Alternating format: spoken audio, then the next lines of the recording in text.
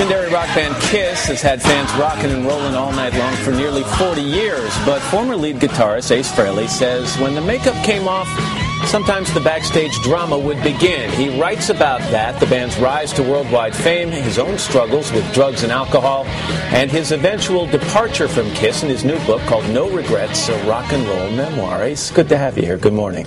Good morning. It's great to be here. I think anybody who watched Kiss over the years, probably the thought crossed their mind that you guys dabbled in drugs a little bit when you got to see you. But a little bit. Yeah, just a bit. How big a part of the band's existence was it? Well, it wasn't so much Paul or Gene doing it. It was mostly me and Peter were the bad guys when it came to that. But, you know, over the years it escalated, and luckily I caught it in time. And, you know, today, luckily, I'm 5 years sober, and, you know, every day above ground is a good day. Is a good day. You had dabbled with drugs as a kid. When you got to a rock band... Not so much as a kid. It was more alcohol when I was a kid. Did you feel, though, when you got to a rock band that it was in some ways expected of you, that it was just part of the scene?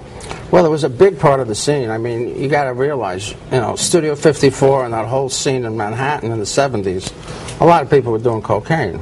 You know, most people were doing it openly. And I don't want to make light of the addiction because it took a toll and it's a very serious subject, but you do write something that caught my attention in this. And you guys actually developed a code name for cocaine. Do you want to share it with our viewers? Well, we called it Betty White, you know. And, you know. Why would you pick on poor Betty White? If I was going to a party, I'd call up my buddy and I'd say, is Betty going to be there? And if she said yes, then we'd know what would be there. She's like the personification of good. I'm not sure she's... It's the perfect name, and she's such a great lady, and I just love her to death. You write a lot in the book about your relationship with Gene Simmons, obviously your bandmate, and it was an up and down relationship. What was the source of the tension when the tension existed? Well, I made those guys very nervous. I mean, there were times when they thought I was never going to make it on stage and finish a show or even begin a show. But somehow, some way, I always ended up, you know, coming through. And a lot of people think there was a love-hate relationship going on with me and Gene, and it appears that way more to people outside looking in. But, you know, me and Gene actually have a good relationship. You know, I had lunch with him at the Beverly Hills Hotel about 5 weeks ago. Yeah, but you do write, so you call him a loner. You question whether he had a sex addiction. True. You say he tried to rewrite Kiss's history by downplaying your contributions to the band. Absolutely. Have you talked to him about that? No.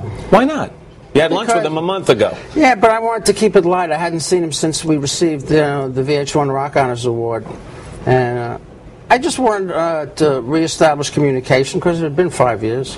And just let him know that I'm clean and sober, and I just kind of want to wipe the slate clean and, you know, look towards the future. I also get the sense that you felt Gene Simmons was more about commercializing the band. And it's very businesslike. And you seem to want to be more in the rock and roll for art's sake. Well, one of the reasons I left the band was, I mean, I got into rock and roll because here I am, you're getting paid for something you love to do. When it wasn't fun anymore, it was time to go. And towards the end, it wasn't fun anymore. Gene Simmons gave us a statement when we reached out to him. He says, "We love Ace. We wish him the best. Sobriety isn't easy, and he needs to surround himself with people who care about him enough to be tough on him. Ace will win. I know it." Hell of a guy. You talk in the book, you write in the book about how some of your shows, after a while, they became less about being freewheeling, spontaneous rock concert, and they became more like Broadway shows. And you even talk about how choreographed they came, and they were dangerous after a while. Well, they had to be choreographed because we had smoke bombs and flash pots and all sorts of stuff going on. So if we're at the wrong place at the wrong time, you know, you get blown up. You get your head blown off. If Literally. You were supposed to be there. That's why you got a flash pot in the head. I mean, Gene's hair went on fire a couple of times. You hated playing the song "I Was Made for Loving You." Why? Well, my wrist used to cramp up. You know, I played that chugga chugga tukka tukka tukka. You know, I'm doing this for like 6 minutes. Yeah, and my wrist is ready to fall off and it's ready to cramp up. You know, plus, I mean, it was kind of it had a disco feel to it, and I was never a big disco guy. When you look back, every kid or a lot of kids dream of being rock stars. You've lived it and now extricated yourself from it. Was it everything you expected it would be? Everything and more, but you know, there was also a dark side to it, and a lot of that had to do with my addictions. But luckily, I was able to conquer my demons. But I'm just excited about being an author. Yeah, you're kidding. After all these years. I'm making the transition from guitar god to author, Ace Frehley, it's great to see you. Good to have you here. So I want to much. mention to people that you're going to be back with Hoda and Kathy Lee in the 4th hour. Right. And again, the book is called No Regrets, a rock and roll memoir. For nearly 40 years, Ace Frehley and his friends had fans rocking and rolling all night long. Now Ace opens up about his highs, no pun intended, and the lows of being in the band. In his new book, it's called No Regrets, a rock and roll memoir. Well, I guess part of it is that you are sitting in that chair alive. I mean, after reading this book, how much of a miracle do you feel like? Every day above ground's good. Yeah. And so that's I'm feeling that way today too. Yeah. And I'm not dirt napping. No, that's true.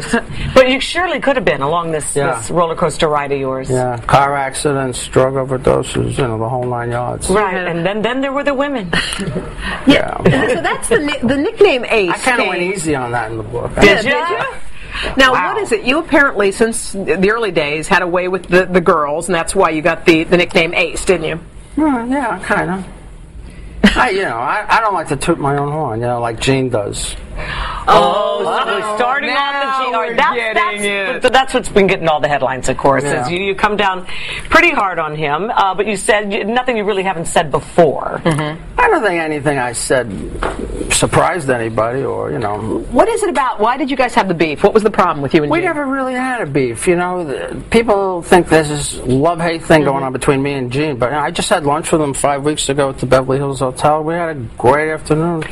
And you write about something that made you very, very angry. As he was editing a movie that your daughter had taken a part in, and next thing you know, her part's edited out. You thought he'd done that purposely. Why? Well, I know he was, deeply involved with the editing, process on a daily basis. So that's what I. Did you ever ask him about it? No, I didn't. But I did hear that, he came up at the last minute with a scene where his was a tongue effect. Yes. He's good at that. I think that was replaced. I think that replaced her here's scene. what he said. He said, "We love Ace and we wish him the best. Sobriety isn't easy, and he needs to surround himself with people who care about him enough to be tough on him. Ace will win. I know it." Did you read what he said in page 6 the other day in the Post? Not that nice. Wow. Tell us. He said Ace is an alcoholic and a drug addict and has been one for 35 years. But you kicked it. You said you it's an incorrect statement because I've actually been an alcoholic for about 40 years. Yes. But you have been sober for how long? 5 years plus. 5 years. Yeah, September 15th is my sober date, and I released my last CD on 2009, September 15th, and it's been good. You had started out with pretty humble beginnings. I mean, you were a church-going family. You were a very close family. My dad taught Sunday school. Yeah, what happened? I started hanging out with the wrong crowd because I got tired of getting beat up. And I started having a few drinks with the guys and. At the age of 11, you started. Yeah, you were young. One thing led to another, and you get on this merry-go-round. The only thing that really saved me was music, because I was just like somebody. Most of the friends that I hung out with when I was 13 and 14 are either dead or in jail or missing in action. What do you think would have happened to you had Kiss not become such a huge phenomenon? Well, I believe I've always had the talent and the fortitude, to be a rock star. If it wasn't Kiss, it would have been another band. Yeah. Okay. But, I was an integral part of, the beginnings of Kiss. Yeah. You left leaving it was that tough to leave the group? You're right about leaving it. But you were talked back into it because there was a lot of money at stake. Yeah, well, I got into the music business because I was having a great time and I was getting paid for it. When it wasn't fun anymore, I had to leave. All right. Well, there's a lot of anecdotes in that book. That's a nice way of putting it. Ace, thanks for coming to see us. Thank you. Thank you so much, guys. Okay. In the early 70s, a kid from the Bronx helped form an iconic band. The kid, Ace Frehley. The band, Kiss. And the rest is Kisstory. This is his story. No Regrets. The autobiography of Ace Frehley. Available now wherever books are sold.